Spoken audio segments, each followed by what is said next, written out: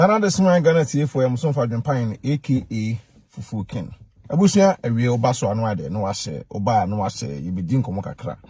Na me ya tisensensem bi de ekoso. Yese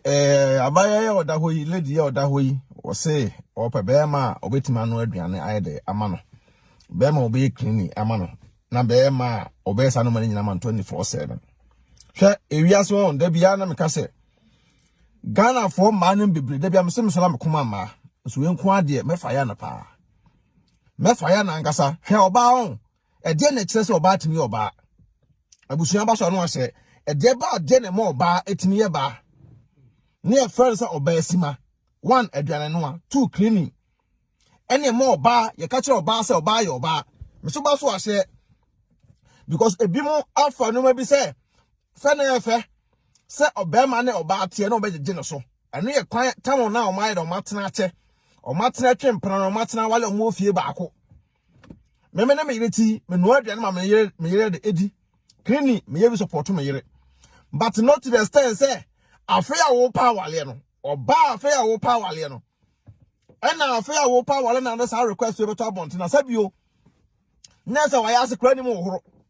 because oba bie na no aka say ope be ma 24/7 na say wo de wo nya hwe ni wa wo be ye enu jira sa ma bi mu say no ya na awale ho odin ma omo no awale fe na awale no ho odin ma omo adentra me kasa because no what was ope be ma na say wo be ma no say be ma no na ntena ase 24/7 adwuma ka wo be ye wo be bo kunu aduane oba bi so kokko wale na was in housemaid oba bi say was up housemaid in na mede emra mesom nti wotewo na se watime anu de na ma wukunu ani ama wonsa anu anya okunu da ebede na waya asimpo ya okunu de nipa no be wale uno so wako wale na wo se wa offer housemaid ma uno housemaid ni beje okunu a wo se an eno be beje mikunu wa bra wotewo no na oba wotewo no wo pe bema no emumu na onye de bema ni momu no ene wo mra emeka nkyere wo se ono no de wo na omesomo ana wo na otiska ko wale bema no etira man ne bebre otiwa obi wo so me amekoto yinam da wo mase me amekoto yinam da yesi because suban ekuta munye suban ekut me da bia mse ko mama ba we ko ade me ka bi ma no okra de ba akopɛ because I been so tap on chene oje wo nsamfu ahi se wo de ne kokona ko wale wo pa no mame mo kan kyere no se social media fame na wo pɛ de a ene o me ante se fame na wo pɛ na nya no de yesa no mane dia ne won konko wale ne papa ne mame ntina me kasa awofo no we wote we me kasa aduane kra ya nkyere ne bi no ada oto waye no mama ba dada ba enti aduane kra no wonim no a aduane kra no onye dey wonim no a nti de be wa be gina social media opɛ bema ne momu no ene meso 24/7 na se wo na be kɔ adwuma ahwɛ bema na se bema no 24/7 wo san kɔ ye adwuma na wo san meso mo na oba wo ni aduane no akora de me mpenasem oba wo ni aduane no ano me mpenasem kora ketekete kora because oba besia wo tifie na wo ni aduane no a na se wo so mfa so ne sei awale na awale no wale so kunu ko didi wa abonten wo pempena betima yes anu mandama eno ntira ne bema bi wo ho a na wo na oba no kotena no wo bule oba na wadada oba na jeje oba no sika because oba no use no ojo oba yes na bema no nye na bema no nusuban na mema abom nye na mema abom ye sei enso na gina mba no bi so ejina mba no bi so oba bi wo no tena abontadua ne nko a na se da bia meka se mefa tuntum ni ba mekwa abonten da bia ko didi de ka mefa broni because abrofo no bo ko timi ne krom aduane ma wudi se mefa me krom ni ba Ghana ni ba na wotimi nya aduane ma mi ni da de me ko fara yedai me kwa fa no so o ma me dai o me so me na so me dai e ka etwe ka mekwa ase wo lai akodi bi ma me pe ba bi ada because anu ma we se de enya de boa social media no yo ba na se wo de wo se o mi ho ofe na mo no me ba beto a mo tra se nwene ho asa because we say won maduane no akra na wa me hu se won maduane no a wonim cleaning kra na wa me hu se wonim cleaning wonim bibia ye hwini wa wonim ye e wo fie nti wo de beto abonte se wo pe bema e bia ne lady abaya bia wo se friends se fantana se wa hwan e ba ya homaso Sa mbebonyum na obusa aduane a minim no wa se den sa ten wa ya se kro be de watma ohoro oba wa se wo sa ten se de wo de ko wo obi ani tire be no obi na ohoro wa ya se ma wa na ntuko okunu ho a na okunu kura ho nye wakono omunye okunu akono oba wo se wo sa do level bi a tu sa ansa we de metin de wura ma ya se tuntu fo ma se temo ya nyemo to bi o yo ba ye tete no o me just social media me kase ena me no aduane no a etimpa be ma ono no be ma oba be fa me a ono no mom no be bia 24/7 ka be ma be ma no mom no nwale wunwie na etoda be ma no nyine yam se oh me surprise me yire me boaw me yire me yesenti ma no mfa to mutirim be ma epewa one waduane ka ho ebuo empamu na eka ho nto de minima de no ntina de ntina eka de ko de se ka me nye sentim ko pe be ma mum na be ma ni mum no aba ye da ba wa be wale me na be ma no nsa me so me e wo fi o choko fo bi na nipa ni da ho na nipa ni ba gigi sika di wie no kwa o se be ma nye na me na metra ho me ko fa broni akwa ko di pan no ada masa fa tuntum ni ba asa ba be di pan no ada what be pen woni de no akọ YouTube na kokosua Sasa phone say ankrase ya bia say kra ya na me mpekura tie kra ya me mpeti so ba besia e be juna ka say mpebe ma oba no de na ma aye clean 24/7 na say wa ya se kra timi ohoro na be ma na be ohoro wa ya se ma me boa be ma na be ohoro wa ya se e de ma wo e na obi wo ye be media so ba be kan ya ye ntra se nwene ho ansa na me tiwoi me say me ko pro oba no mom no e be bia ma me oba me be ma me nya hwe na me to ebuo be na wom ebobe ne wom eno tira na Africa for man no e ma bi mu ti se we mu da bia no awale abom no abom se Johnson agba akoko because oba brand ho ase sua de no obi wa akoye de no cross je ne beje mensa oba be se tim catcher de yonko ba se wo de okunu wo ye de man da bia de na me je ne beje mensa obi a me de me kwa ohoro mensa me kwa sese mensa no da bia na fa me ye de no ma ba mani eso nam epekunu wo na musu e ko so asole to asole mpaya wodo na nyansa na mu no kwa ye faso ene me matena ye kwa ye faso ye aduane ma waduane nya boyfriend de ma waduane nya okunu de na okunu apew o boyfriend na me star wrestle me star ntino star de me nya aduane star de me nya sei oso won fa uoska so no oba bia wote akurase baabi abaji okunu simple okunu so le a da bia no odi ho akoniaba so no di wa akoniaba because one gasa onye oba bia sabi ye say wale because aduane no akra onim no won ma aduane no temperature na nipa ne ba no obedi ubia no okọ nipa ne ba no obedi ubia no okọ ba man ko etena bia 24/7 onye aduane sa anye clean edwa wo muso papa we ya brabo we abaya we serious abrabom why wa dwene say so amanfo okunu omotete hu omani agi wu pa bia tena ho de muso la nkwasa sam ko na ma betere social media so ma be keka na mko ma betere ma be keka na mko adi Ghana na mbo so sansanfo no so na me adwen pan de san kwasa sam no so sa me da da be se kuma ma ba sansanfo de nya de se me so now the better social media na me pe be ma oba nu aduane why clean abofro na wan na ba be wale why na ba be wale wo pa no ame wo no ya ntetew wo no ya ntetew an kire aduane no a se sua aduane no a na akọ okunu fi a wakọ ye aduane ma okunu di sua aduane no a na ene na beje wale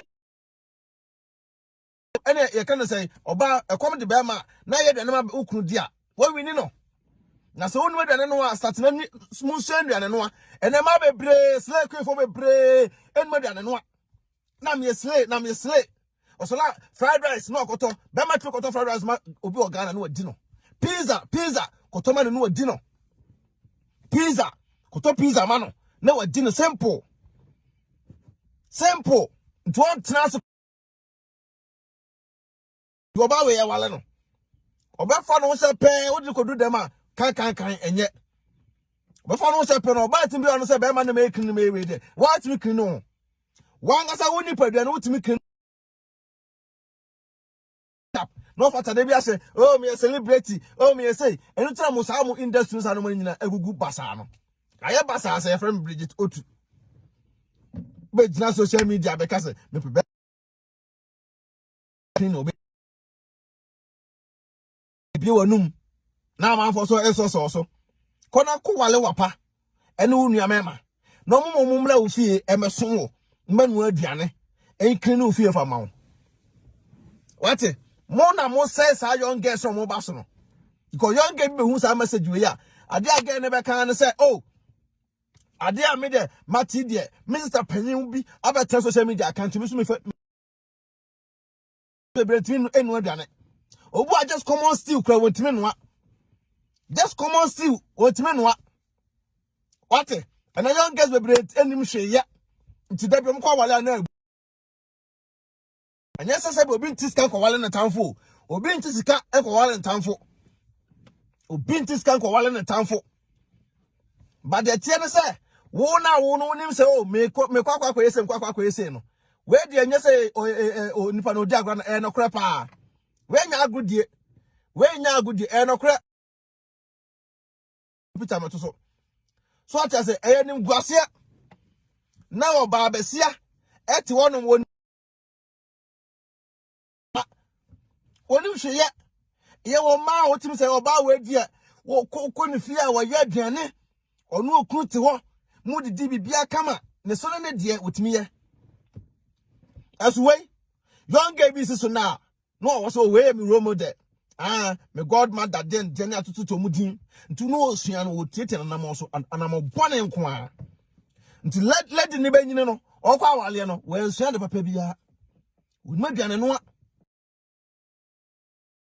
na ma bre na ma ha me ye o na me ko ati oba bi okwa na wore na twempena no wa ba wo fia be de jawi no de chance na siwo obi so la na be ma no one me twempena wa ale me be ma no me chako wale obi foforo na se wo no adwene wo fom wonim hwe ye so ampa because me adwopan ni me ti oyi na me se me no wa be wale na me study wa die ntia fra se me study e wo no wa be bre wansa na matimboto muska e da wale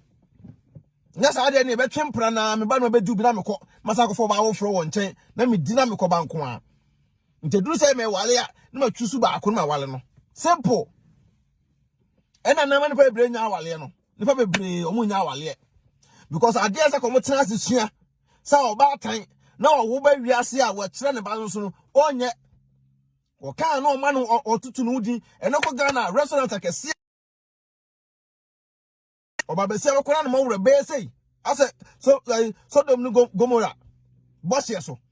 no mo wure tenti aso be wo bi ani no the restaurant e ho na ko tena ko didi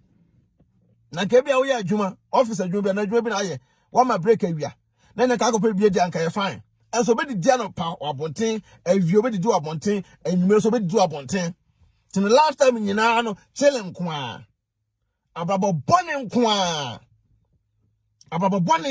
a ade panyu bi wo a ono oba we na no na oja na yere si wo wo se me oh ye kwa abonten ko didi panyifo no be bresu ba etivie no kwa fo oba we emomu ne ko restaurant akwa didi na yere de ofo ne mpie da ofo ne yere empie da so ne yere no aduane ma esifie a papa no ko ro nsa ko wo cho was ma me o ene ko meeting wa ye fa mpanyifo bone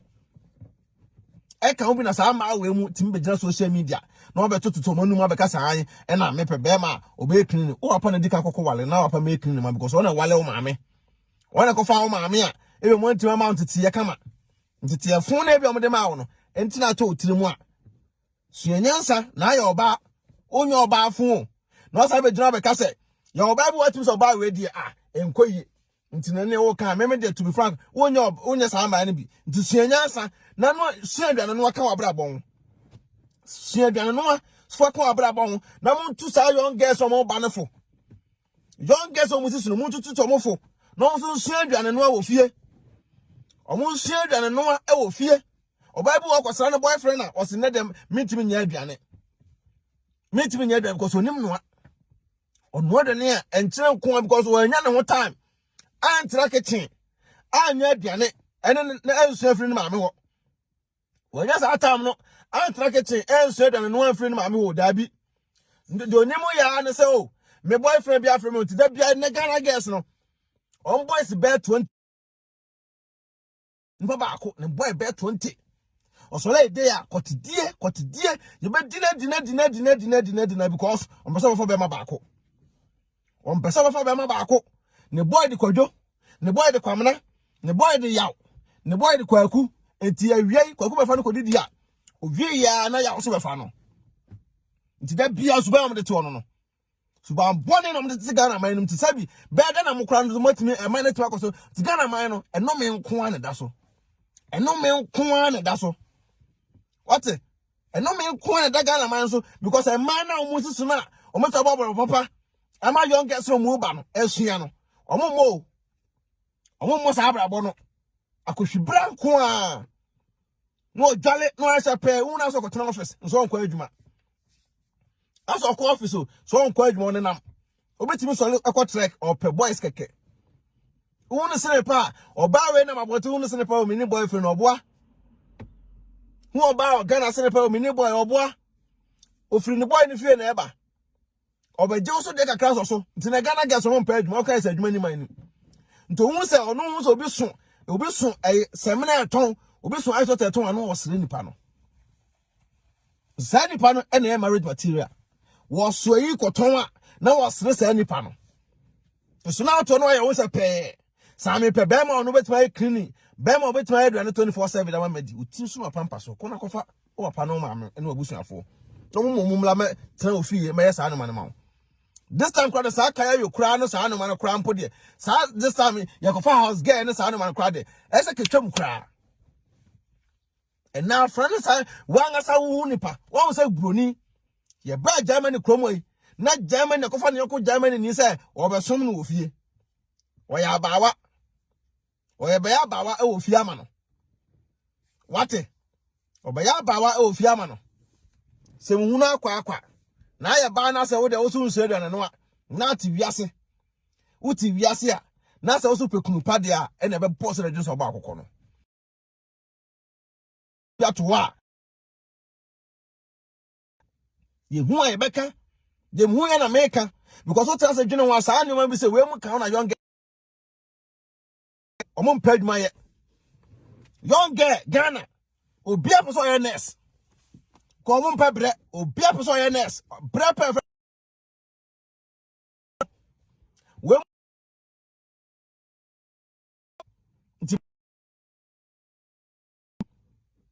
Ghana man adania butu so ko enye 24/7 de bia mbasa mo konka me matena me maso konka be mat de bia mkasa me ka bi mama ba we de eyensemfo nyesa onu kru nete ana no boy bi nete ene bi aboy no kwampo no onu yi ne yam eye adwane bia sema po adwuma ma ko duru fie na me yira se ma chikama ma kwa kwatira se ma ko didi peche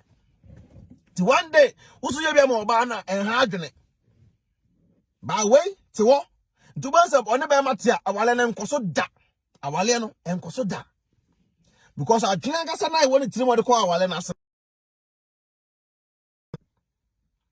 adwene woni tirimo de ko awale na se na se be ma no momunye de emra me so no sa we ye de bobra ti young girls na mo ba no amo pa awale pa mu obi dia na mo ko ado no mu obi atofo a na mo ko ado kote no mo sase na mu nsu aduane no a mu nsu aduane no a se na kotena wo mpran chen ya be boa wo kotena wo kunu chen ya be boa wo na mu di sa ngofo we mo chi a we mo free road off road for ma we mo free road free road because we show mu ages now na se ko metima wale to mu kunu mu da we say age ya mu wo mu ya ese ko metima wale enya mre wale enya mbre wale mo free road nto ro no adwen pone kwa na woni ti because age ada se ko benya no wa turo bo ase wa turo bo ena kwadwo etena kwame wotena yaw we da bia no nam road da bia because wa kudi abonten kwadwo de ne beko we de beko we be promise no we kwa no ko dine basa ko dine dine tunu mu nyina no oja no ho no asore no okọ tia na mo kra mo honya mobo e ma no